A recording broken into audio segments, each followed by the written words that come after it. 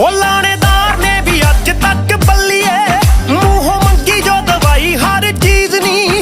ਭਾਵੇਂ 10 ਦੀ ਆ ਭਾਵੇਂ 10 ਲੱਖ ਦੀ, ਬਿੱਲੋ ਸੋਹਣੀ ਲੱਗੇ ਲੈਨੇ ਆ ਖਰੀਦਨੀ। ਹੋ ਜੱਟ ਫੁਕਰੀ ਤੋਂ ਦੂਰ ਬਿੱਲੋ ਤਾਈਓ ਮਸ਼ਹੂਰ, ਫੋਕੀ ਚੌਧਰ ਨੀ ਪਿੰਡ 'ਚ ਬਣਾਈ।